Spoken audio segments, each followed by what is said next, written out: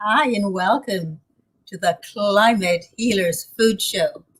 It is my pleasure to welcome you here today because every single one of us, whether we dig ditches, whether we are in a palace, whether we are striving simply to survive from minute to minute, whether we're dealing with mental illness, whether we are dealing with health that just erupts from us at the highest level of our being.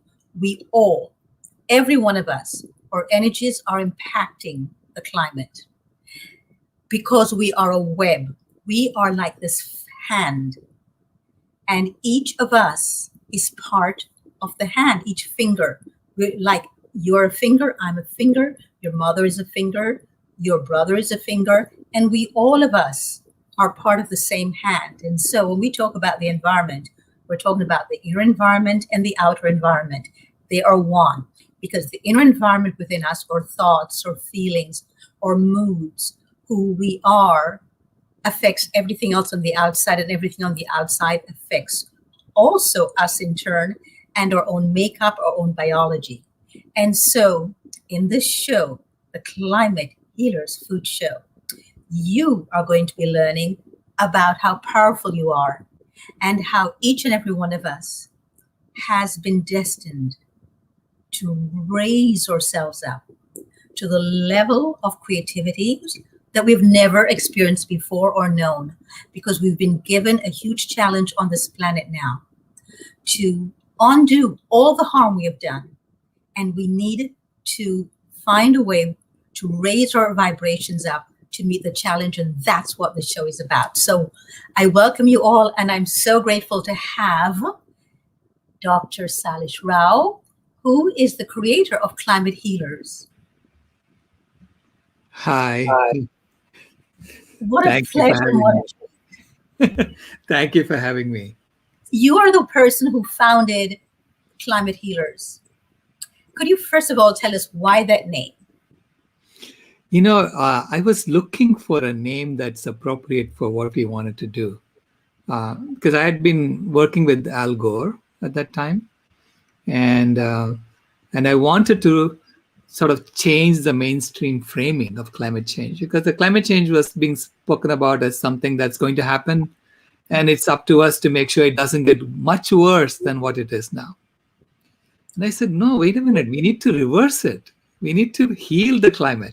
Right, so that was my thought process, and first I looked for planet healers to see if there is a planet healers available, and that was already taken. Then I looked for earth healers, that was already taken. Then I looked for climate healers, and it wasn't taken. So I said, okay, that's ours. We'll take it. Do you know that's my preference, actually, because it encompasses everything that I personally think is important in our lives. Because we are the climate. Right. And every day we actually produce a different climate according to our thoughts, our beliefs, what we eat, what we drink, how we take care of ourselves, and the climate incline response. So we have our own microclimate, in our life, and then there's the macroclimate. And I'm going to be connecting the dots on the show, showing how the soil, what's beneath the soil, determines what's above the soil. So maybe above the soil, there's a tree growing on which this banana will grow. In a different soil, this banana will grow, the Cavendish, a different kind of banana, two different kinds of bananas, all determined by the soil. The soil determines the climate, because this can only grow in certain climates and this will grow in certain climates. And so all of this is so related. And so I am so glad you chose this name, Dr. Rao. Now, because you really, to me, are the lifeblood of Climate Healers and of the show, please tell me something about your childhood. I was born a twin. And my twin passed away at childbirth. So my mother told me that, that I was born along with the bucket of flesh, or something like that. That's the way she put it. And I was a very sickly child. So it took her She said she used to massage my chest to help me breathe. So I had trouble breathing. I still have very low lung capacity compared to anyone else. So I really cannot jog too much and run too much and so on. But otherwise, I'm fine now. I was raised in Chennai, India. So I was born in Mangalore, but I was raised in Chennai. The Mangalore is on the west coast of India, and Chennai is on the east coast of India. But it's on the beach. Right? It's a beach city, and I was a pretty precocious child, so because I skipped 2 grades and went to my second grade right away. So I didn't go through kindergarten or first grade. I went straight to second grade because I was learning from my brother. Mm. So I have an older brother. I'm the middle child among 5. And otherwise, I had a pretty uneventful childhood. I used to love playing cricket. You loved what? I love playing cricket. You love playing cricket. What did you learn from cricket? What did I learn from cricket? To me, it was the camaraderie of the team, that we were working together for a And look what you've done now. Look what you've done. You've put a team together. I'm trying at least. Yeah, I have a great team, actually. You're doing a great job of it. You are doing a marvelous job of it. I mean, people want to be on your team. Thank you. Yes, they do. I mean, there are a lot of amazing people on the team now who are, without them, I wouldn't be able to put on these Vegan World 2026 convergences. It's all done by people who are volunteers, coming together and saying, because they also have the same vision. They want to see a vegan world by 2026. And that unites. Why a vegan world? Why a vegan world? You see, very soon after I started Climate Healers, I realized that what we eat is foundational to what's happening in the planet. Okay, it's all related to what we put in our mouth determines how we relate to the earth. So I quickly realized that going vegan, which is fundamentally saying I'm not going to hurt animals for any reason whatsoever, is the core solution to climate change. Okay, so at first I didn't know it was the root cause of climate change. I wasn't sure, but I knew it was part of the solution to climate change. Okay, that was pretty quick, pretty easy to establish, because there is so much land being used for growing animals, and if we leave that land alone and let forests come back, I was just doing back of the envelope calculations. I said, gee, we should be able to reverse climate change. So why isn't anybody talking about this? But no one had really done the calculations themselves, right? So we had to go through the models to really understand that it is true. Yeah, the Swiss did a lot of research on this and came up with a number of, if you put a certain amount of hectares and you plant just plants and you create forests, we could wipe out all of these problems that we've done. Right. Just by planting. Right. So we now know that, because the paper came out in 2019, I think, from Searchinger, 2018 or 2019. Searchinger and his colleagues from Princeton University, who showed that if the whole world goes vegan, we can actually reverse, basically suck down all the carbon we're emitting from fossil fuels. So CO2 levels will not go up anymore. That's it. And then as we cut down the fossil fuel emissions, CO2 will get sucked down from the atmosphere and it will stay on the ground. So we can reverse climate change. So going vegan is the foundational solution to climate change. And the UN came out with their study of livestock's long shadow. Right.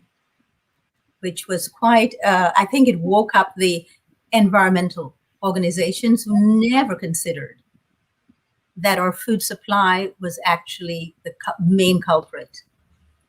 Yeah, the Lifestyles Long Shadow was pretty seminal in terms of my thinking process. Okay, because it came out in 2006, the first one. And reading through that, I realized that 1/3 of the land is being used just to graze animals. And you look at where the grazing animals are, and you see the land where we are grazing animals, and you see that there's hardly any carbon there, right? And then I found out that land has 3 times as much carbon as the atmosphere. So it was simple fifth grade arithmetic to figure out that if we just return those grazing lands back to forests, we should be able to reverse climate change, right? So I approached Al Gore at that time, and I asked him that question. In fact, we even wrote a letter to him saying this, and he was pretty non-committal. He said, "No, it's not as bad as you think. Eating animals is not as bad as you think," something to that effect. And so I thought, okay, maybe he's right, and I have to do my own research some more and really understand what's going on. And then in 2009, there was a paper by Goodland and Anhung, who calculated that animal agriculture is responsible for 51% of all greenhouse gas emissions. At least, they said at least 51%. Okay. So when that came out, it was a bombshell. And people were talking about it. In Al Gore's Climate Reality Project, we were talking about it. And then he said, okay, the FAO was saying, oh, that's not peer reviewed. It's not peer reviewed science. So don't look at it yet. I said, okay, so let's see what happens in the scientific literature. So then there was a debate. So the debate happened in the Animal Feed Science and Technology Journal, where the FAO scientists were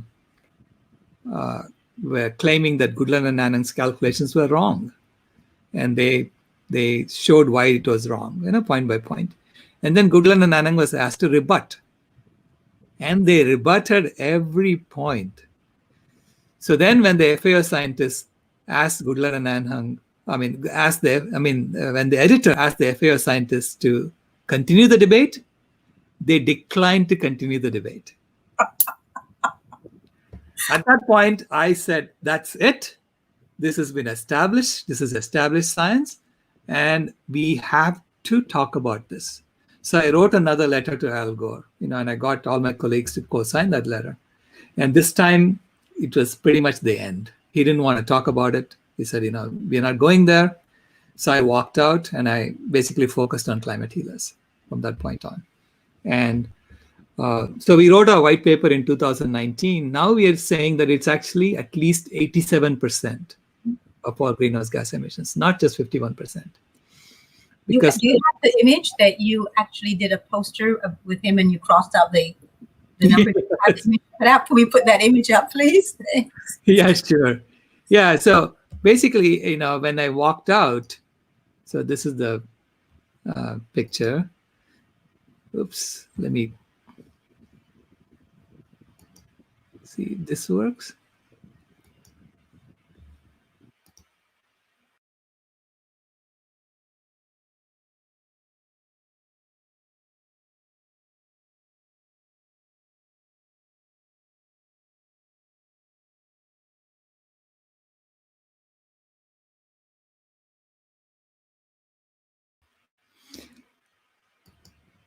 So we had that saying 51%, and I just crossed it out and made it 87% to say that's the real impact right now. So that's my granddaughter. She was 2 years old. Have you ever heard from him since then? I'm still part of the Climate Reality Project. I get emails from them, and and they know that I've written this white paper, and so there is a debate going on inside.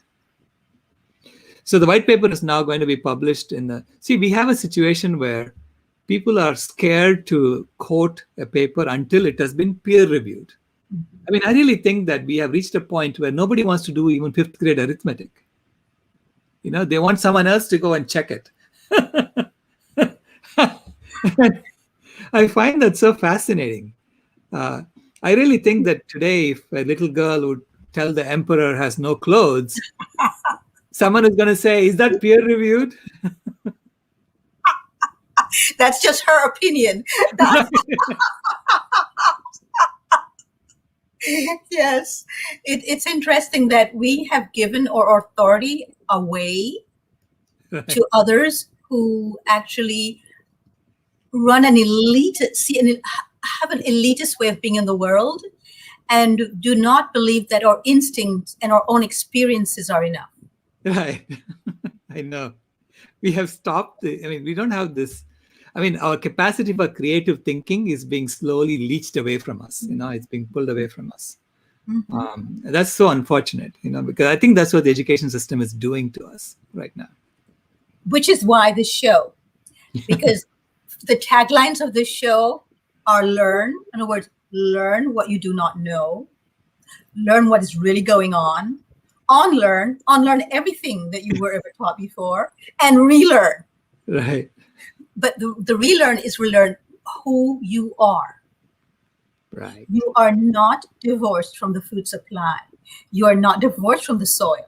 We are the soil. We are the food supply. It gets into our biology. It becomes us.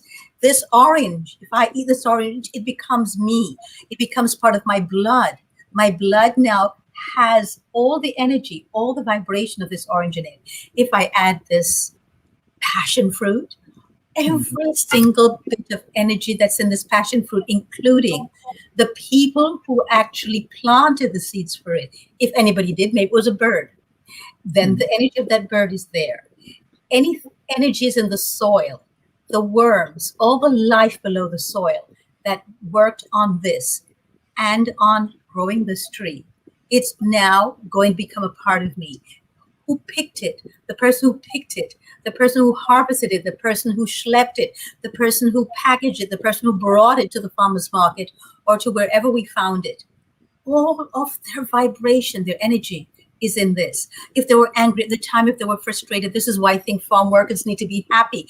I think we need to pay them well. We need to give them the conditions under which their work must be the highest, that really cultivate life at its highest form for them. To have them out in the fields when it's high noon in a sun that's so strong and so hot, the energies which is the lowest form of energy because they're depleted, they're dehydrated, they're exhausted, and that's what we'll get. And then people say, oranges don't taste like they used to anymore, or they're not as sweet as they used to. But of course, look at the conditions of the person who picked it. They don't even have a place to sleep at night, some of them. So that is what we're eating, that is what we're drinking. And that's why we have climate chaos, because we have been divorced from all of this chain reactions and chain developments along the food supply. Who planted the seed? Where did the seed come from? Monsanto, who's now been bought up by Bayer, knows that the seed is the root of all the power to control human beings. We were not paying attention to our food supply. That's why Monsanto was able to come and take the seeds away. It's not because people say, oh, they're an evil empire. No, we allowed it. Right. We're that powerful.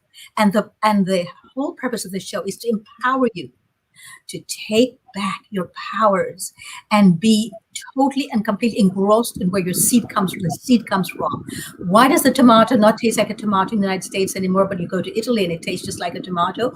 Look at who grows it, look where it's grown, look at if there's a corporation that is hoarding the seeds for it, what the workers, the state of the workers, the conditions under which they work. That is what we need to start looking at, and not just look at how it tastes. Wonderful. So let's go back to your childhood, because see, we already know you loved cricket, where you have to work together in a cohesive unit, and use what you're building right now. So when you were a child and you found yourself lost in thought or in action, and time and space just did not exist anymore, what were you doing? I used to read a lot. I used to be immersed in my books, and I loved British humor, believe it or not. Same here. Yeah. Especially the Scots. Especially the Scots. Yeah. I had a favorite author. I mean, we had a couple of favorite authors. P.G. Woodhouse was one. And did you like P.G. Woodhouse too? I did, but I want to know what did you like specifically about P.G. Woodhouse? The way he made fun of the nobility.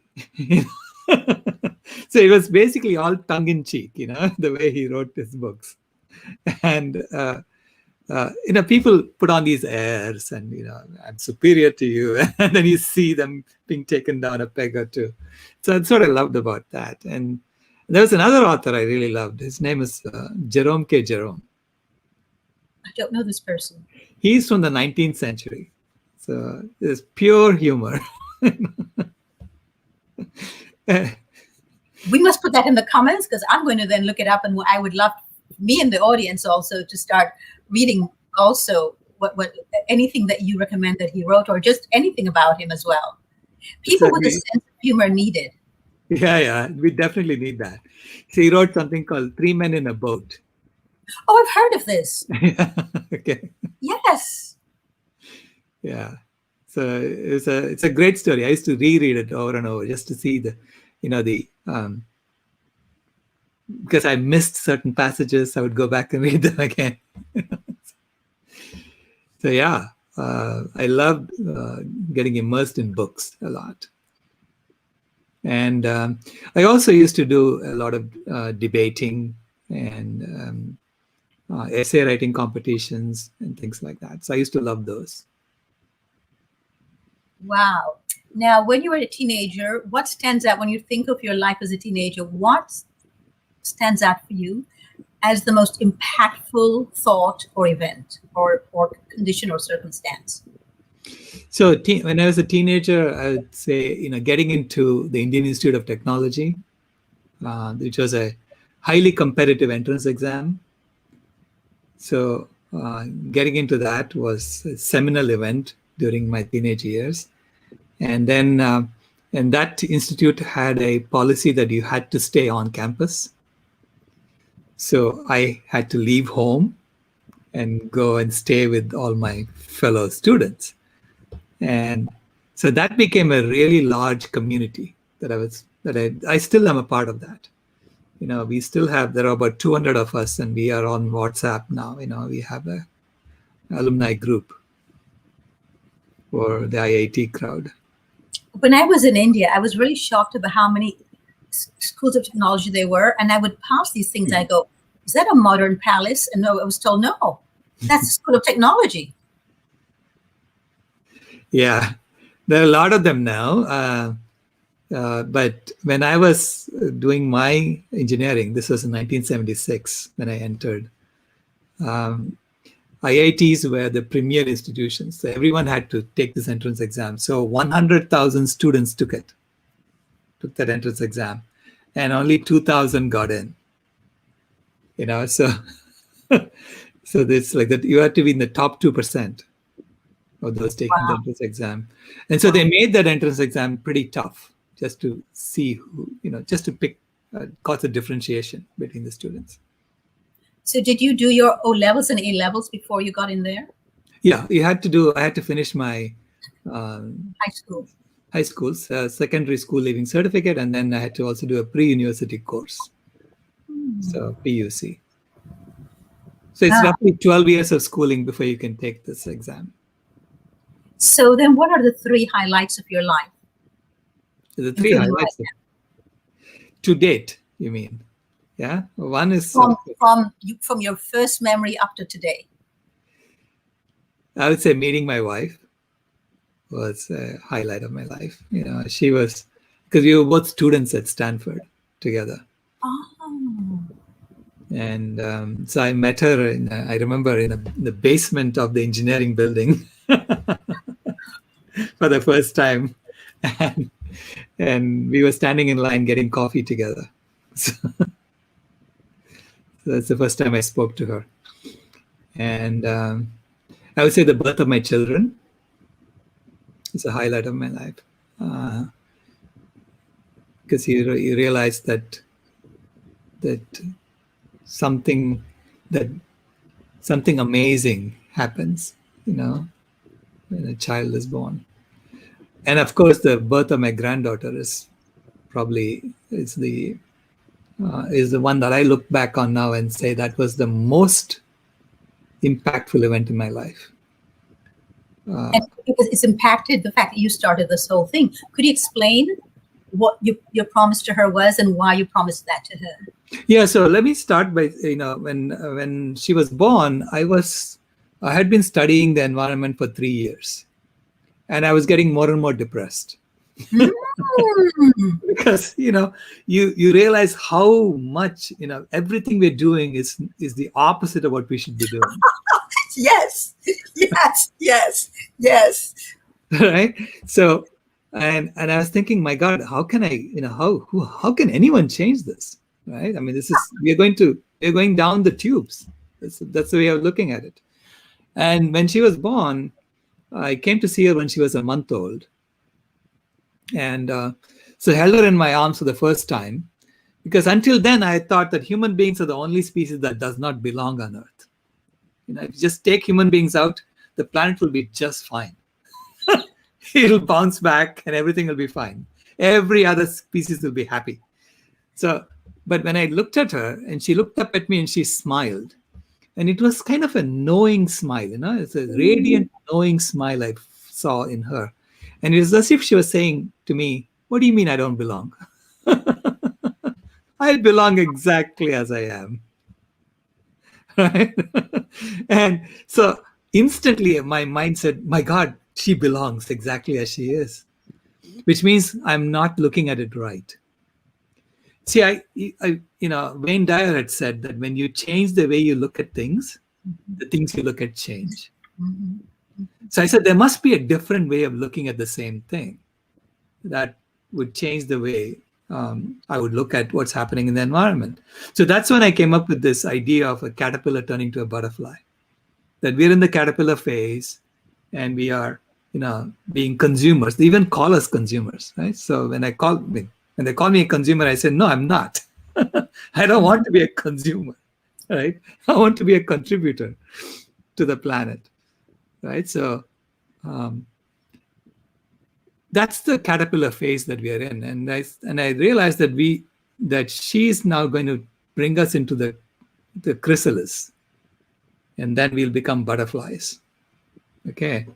And so I decided at that point that I was going to treat her as special, that I was going to listen to her, and I'm going to learn from her.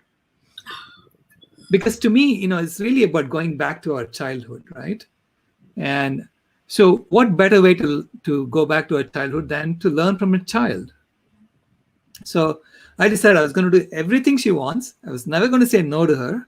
And then I was going to tell her that she's the most amazing thing that ever happened to me, and that I'll always love her no matter what, right? So these are things that I kept telling her. And basically, she taught me. I really learned a lot. She opened my eyes to a lot of the human supremacism that's in our stories, that I had been blinded to. Because there is a lot of human supremacism in our stories, in our epics also, right? Where we hunt animals, Even the concept of hunting, she couldn't get it. She said, why would anybody shoot a deer? That poor deer is just sitting there drinking water and you want to shoot it? What's wrong with you? Right? So, and to me, that was normal. Shooting a deer was normal because it was in our epics. It was in our stories. It's the opening of our epics. There's someone shooting a deer. So that, the learning from her helped me unravel some of the blinders that I had put on me, that I had been subjected to. Okay.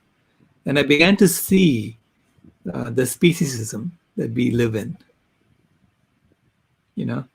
because fundamentally we have power over animals. Okay. And it's what do we do with that power? Are we torturing animals or are we taking care of them? So with that power, we can do either. We can nurture them or we can torture them.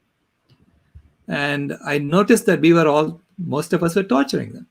I mean, we were just participating in this willful torture that's going on. And you can see the impact of it. So the wild animals are dying out, they're dying at a fast rate. And I was calculating that we were on pace to wipe out almost 100% of all the wild vertebrates by 2026. Okay, so that calculation, I made that in 2014 first. By looking at the World Wildlife Fund Living Planet report of 2014, which said that between 1970 and 2010, 52% of all wild vertebrates had died out.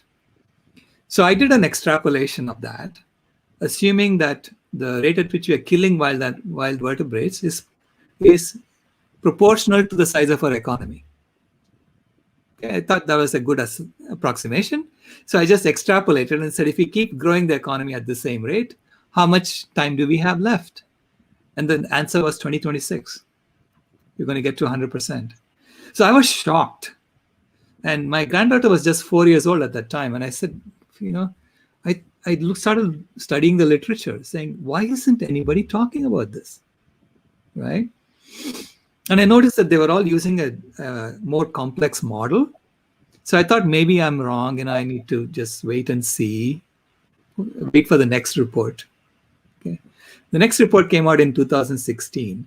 And it said that between 1970 and 2012, 58% got wiped out. So we lost, we are losing like 3% per year. And at that rate, we are on track to get to 100% by 2026. This is just simple linear extrapolation. You don't need, it's just simple mathematics, right? And so that's when I was reading a story to my granddaughter in bed. And at the end of the story, she asked me this question. Who are the first human beings? And I promised her that I'll never, ever lie to her, right?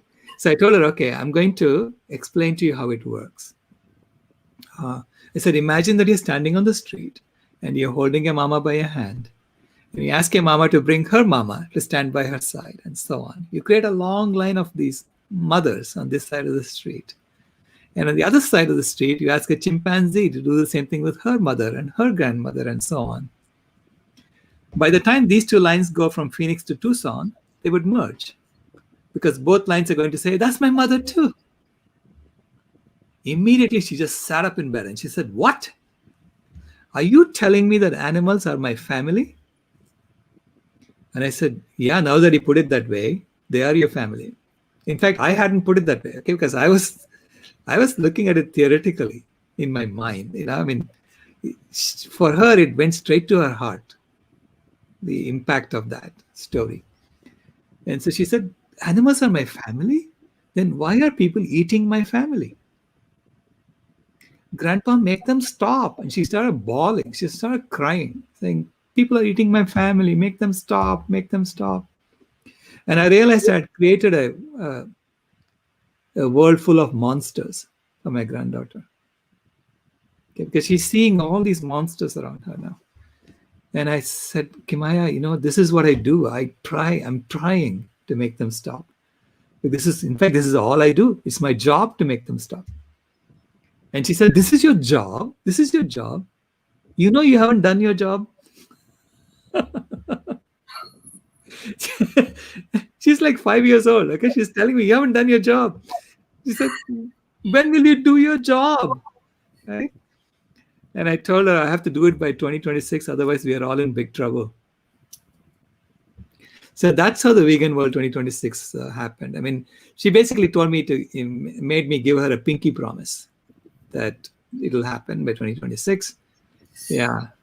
And then she told me, I didn't know what a pinky promise meant. Okay. So she gave me the pinky promise and then she said, you can never, ever break a pinky promise. And I said, okay, that's it. I'm stuck now. I have to figure out how to do this. And at first I thought, who am I to do this, right? Who am I to figure this out? Who are you not to do it? I know. Yeah, I know. But the next morning, I woke up realizing that I am perfectly trained for this. I am a systems engineer, and it's really an engineering problem. Basically, we have a culture that says this is who we are. All men are created equal. We all have the right to life, liberty, and the pursuit of happiness. I mean, all these great things, right? And then you have a civilization which is implementing that culture. And the civilization is the exact opposite. Mhm.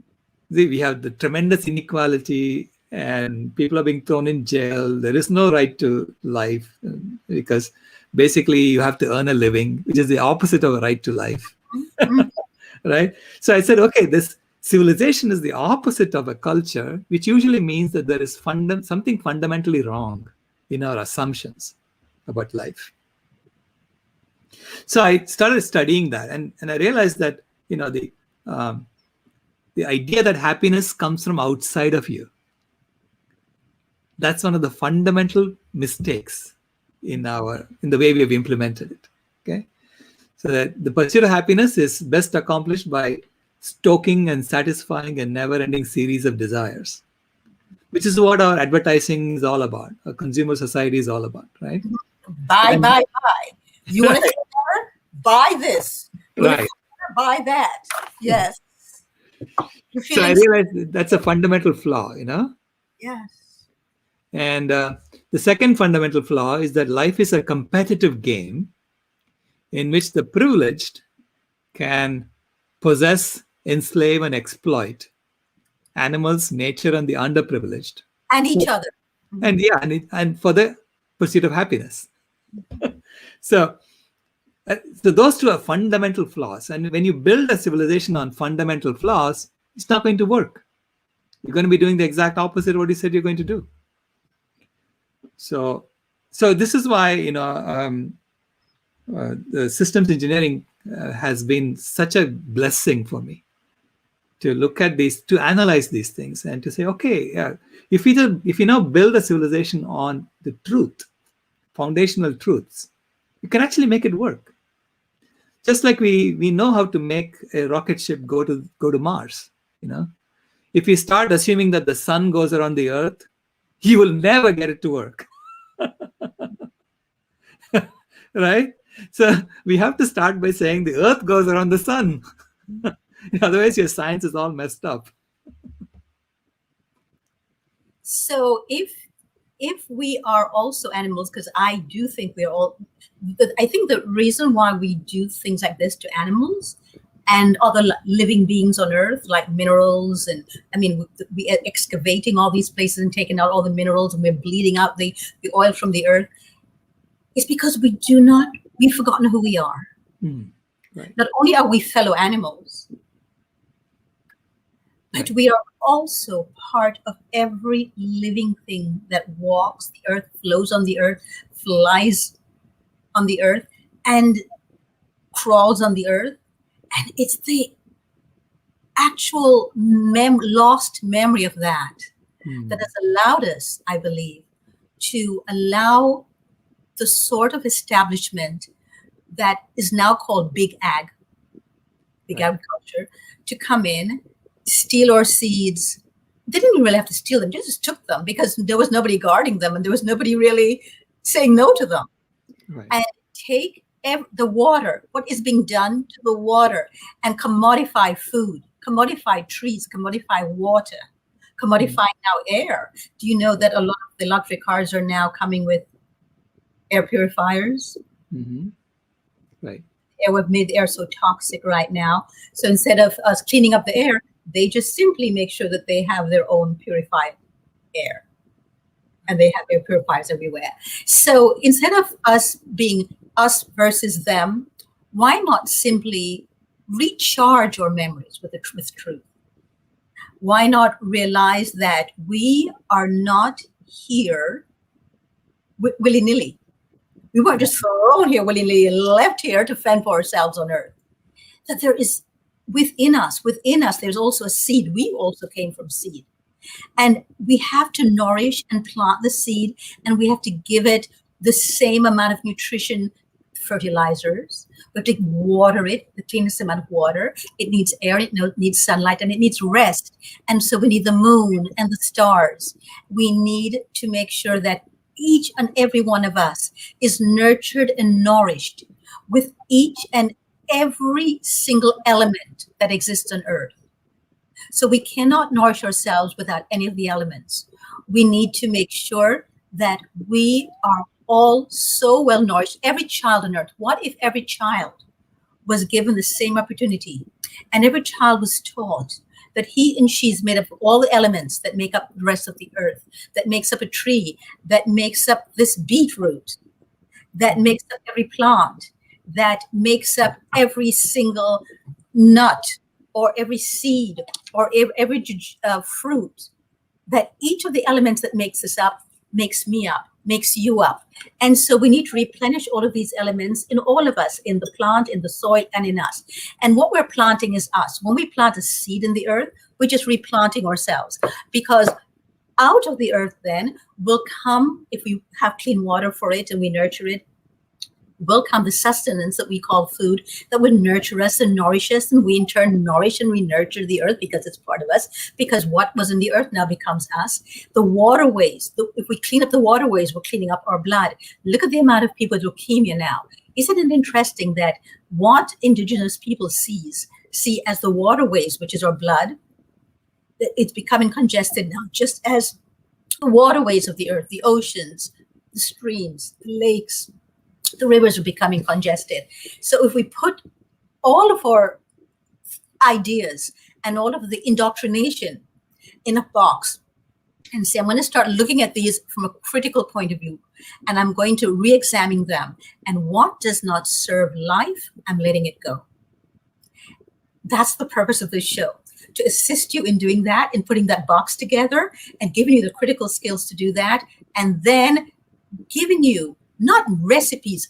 You will have chefs coming on and doing recipes, because it's going to be also Vegan 101. How do I then transition to a plant-based diet? What do I do first? How do I do this? What's the easiest and quickest way? Because I don't have time to be in that kitchen. I hear this a lot. I don't have time to be in the kitchen. You're going to be learning from start how you don't have to spend a lot of time in the kitchen. So we're going to be teaching you that. But the most important recipe is that you matter. So no longer will somebody say, I'm disgusted. I cannot do this anymore because obviously I don't matter. Big ag is in charge. The banks are in charge. The government is all bought out by the corporations. They're all in charge. There's nothing I can do. Oh, yes, they only did that because you were absent in the equation. You absented yourself in the equation. And you did, when we're children, your grandchild, her power was totally intact. This is why she jumped out of bed and she said to you, then you're not doing your work. Right. Only somebody who's totally have their full power intact would recognize that or say that. But when we realize that we all are here to assist each other, be with each other, grow each other, nurture each other, then no longer will we desecrate the earth. We will see ourselves as sacred beings, as the sacred contract that we have the moment we were born, that we have a sacred contract that we have to live out. We cannot just give up. We cannot just say, forget it. We cannot just say, I don't want to deal with this anymore. There's so much mental illness, so much emotional illness, so many people yelling and screaming at each other, so many people knifing each other, shooting each other, because they're biochemically disadvantaged. We're all a big chemistry factory. And every time you put something into this chemistry factory, you change the chemistry or you desecrate it even more. And so we need to change that. And that's what we're going to be teaching on this show, how to do that. So it's not just how to transition into a plant-based diet, but how to do this sensibly, how to do this in a reverent way, where you're no longer doing it just for the animals. You're doing it for every living plant, every living being, for every mineral on earth. But most of all, you're doing it because life matters. And we're going to be celebrating life on this show. Beautiful. Thank you. Thank you. Thank you. It's because of you. You manifested this. Oh, so my question, a very important question that I've always wanted to ask you, how has your study of the Bhagavad Gita, because I know you're teaching it now, how has that informed your life? Oh, it has changed my life.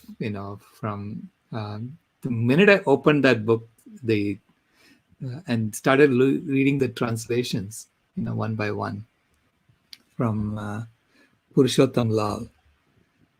I found the story of the wishing tree in it, and it just opened my eyes right away, saying, "Okay, we are just not telling the right story." But the wishing tree story actually has this moment where the child sees something. Then they don't tell you what he sees. He sees that there is this brilliant cosmic swindle being performed in the universe. That's a brilliant word, swindle. Yes. Yes, it's a swindle being performed in the universe. And I was like intrigued. What is this swindle? Right? I wanted to know what this swindle is. And that was the quest I went on for the next 5 years. And that's all because of the Bhagavad Gita. And of course, the Bhagavad Gita informs everything that I do since then. It's been. Could you explain to our viewers who have never heard of the Bhagavad Gita exactly what it is and why is it so central a theme that I will be drawing on to, and why you're teaching it now, and where do you teach it? Yeah, so I teach it at the Hindu University of America. I'm teaching a course called the Dharma of Global Sustainability.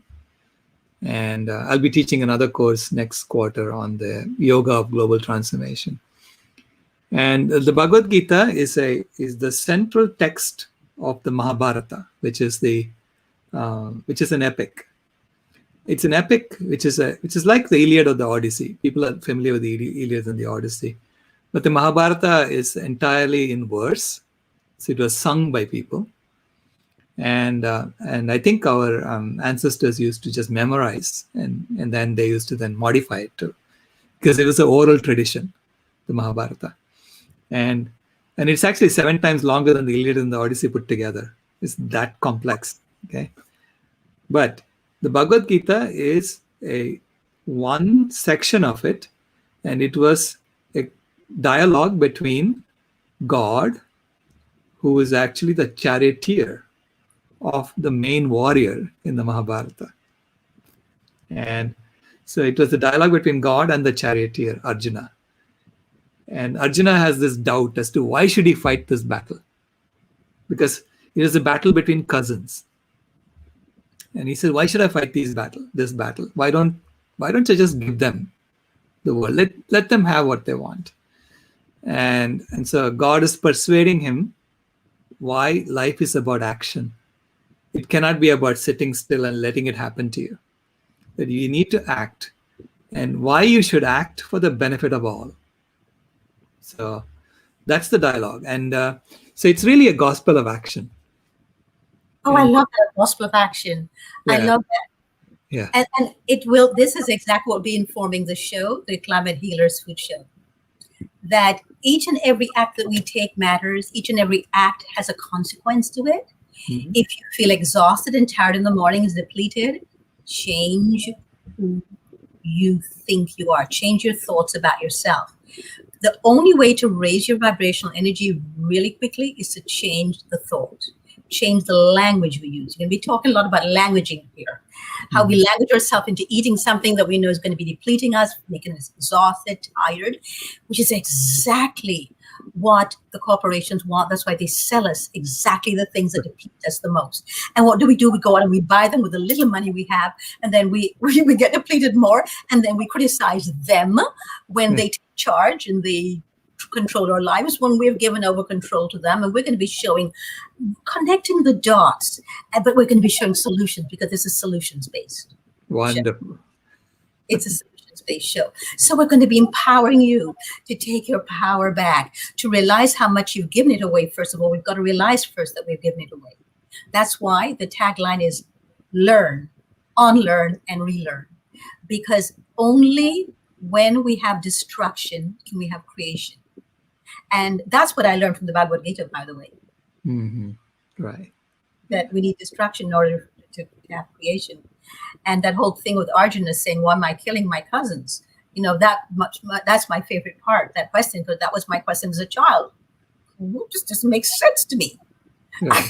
I think it's a story for children, because those were my problems when I was a child. Why is that cow being killed? Because I refused to eat meat as a child. Mm. Absolutely refused it. But not because I knew what was going on. I just automatically, most babies and children reject meat. Absolutely. Yeah. It's really interesting how we bring up children because, for example, the first teeth that come in are what are called the milk teeth in Australia. I don't know if they call them that in this country, but these are the four teeth right here. Mm-hmm. And when we're getting the milk from our mothers, not from an animal, not from the mother of a sheep or a goat or a cow, but from a human mother. We don't go to the dolphins and get their milk, so I understand why a cow is okay. Right. So, or a rat. So it's interesting that we're so incredibly programmed that we don't even question this.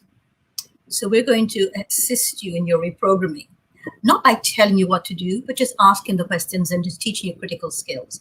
We're going to question everything. So question everything that I say and what I do too. Question everything. If you do that, then I've done my job. Mm. But the whole idea is to get you to start taking your power back.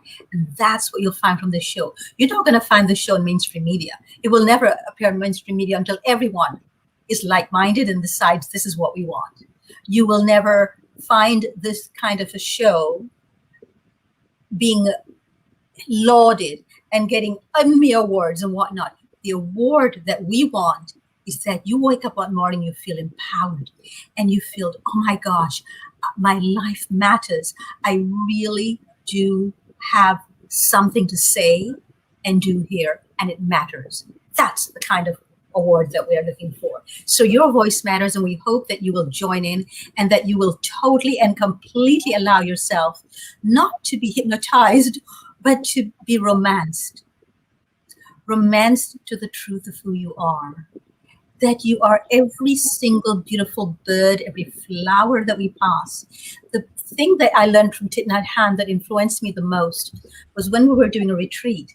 And he said to us, as we were doing what he taught us walking meditation already. And we were going to be walking from where we were to the cafeteria we were going to eat for lunch. And lunch was always mindful, so it was in silence. And we always walked in silence. And he said, as you are walking past the trees, just remember that each and every, look at the trees and remember they're eavesdropping on your thoughts. Mm-hmm. And I went, oh my gosh. And he goes, is that the thought you want them to hear?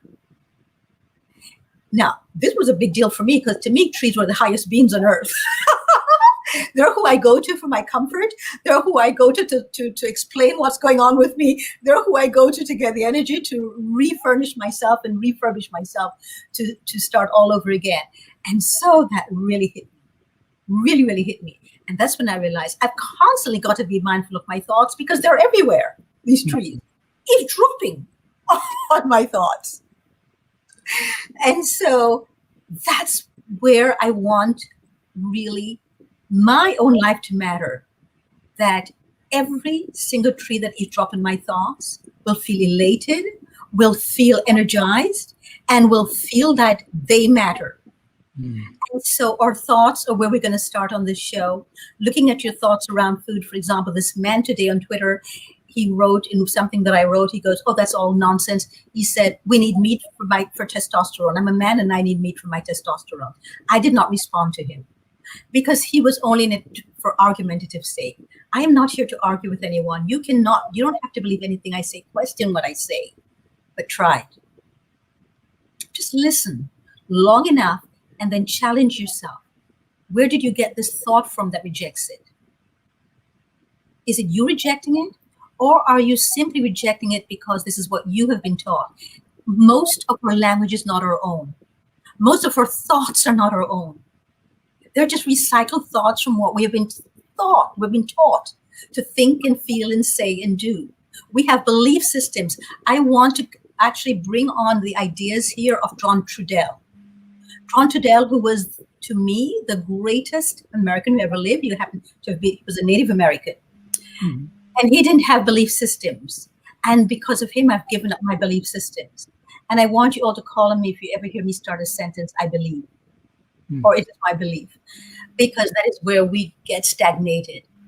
And our blood is stagnated. That's why we're having cancer and illnesses and diseases. The waters are stagnated. We need movement. We need to move through our lives. I'm going to be bringing movement in on the show because we need to move. Do you know that plants move? All of living beings move. All of life move.